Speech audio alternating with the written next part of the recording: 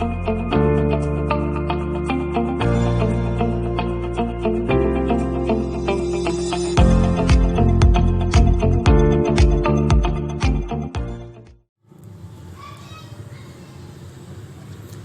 warahmatullahi wabarakatuh. Selamat sore, selamat malam teman-teman semua.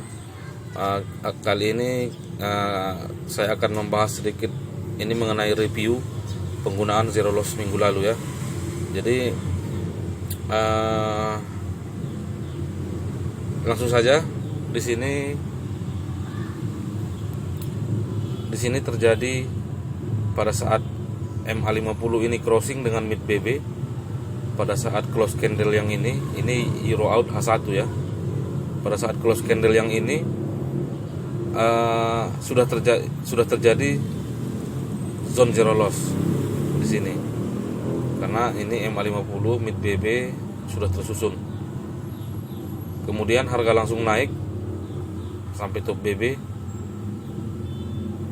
Yang kita lakukan jika menemukan seperti ini adalah menunggu di MA low untuk buy. Karena ini sudah zero loss buy. Tapi ternyata saat dia turun ke area MA low, harga langsung turun. Berarti ini adalah zero loss H1 yang gagal, gitu ya. Jadi kita belajar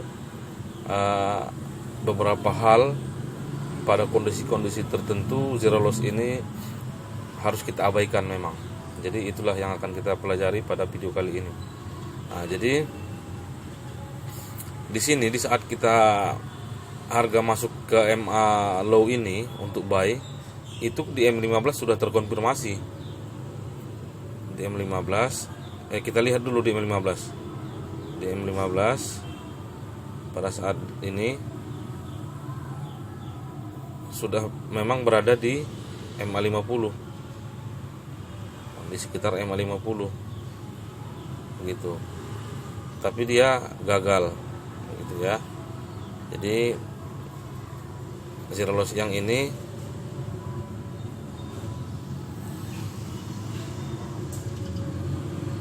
adalah contoh zero loss yang gagal. Ini sudah zero loss, semua MA sudah berada di atas MA50 dan re-entry-nya gagal.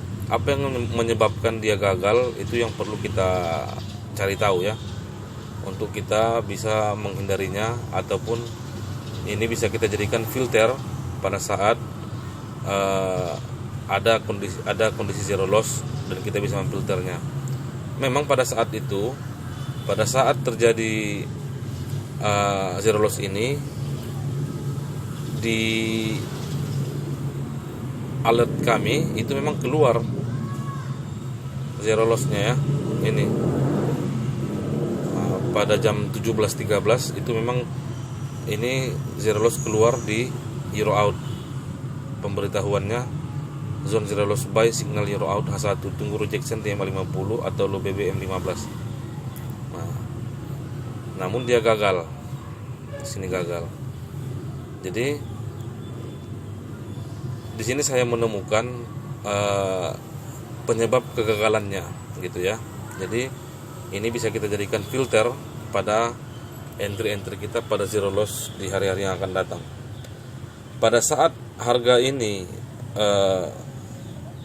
menyentuh ataupun mencapai titik tertingginya, kemudian turun untuk re-entry, di sini kondisi yang terjadi adalah di H4. Ini kita hapus dulu. Di H4 ini dia. Di H4 dia penolakan di MA50. Ini penolakan di MA50. Dan biasanya jika ada MA50 yang menahan harga, itu sudah bisa kita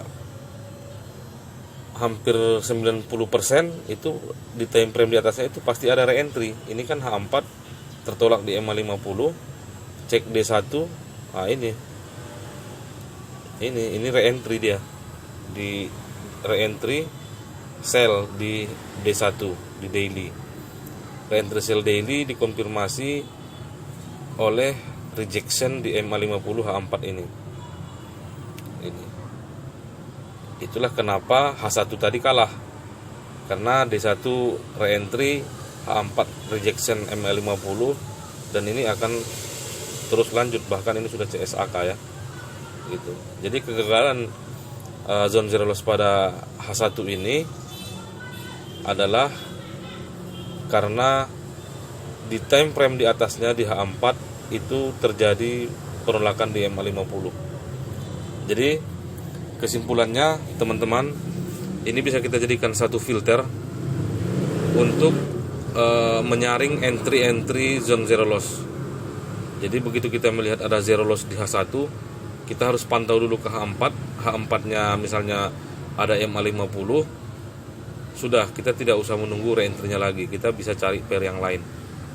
Atau misalnya zero loss-nya di H4, sebelum kita menunggu untuk reentry, kita pastikan dulu di H4-nya ada MA50 atau tidak.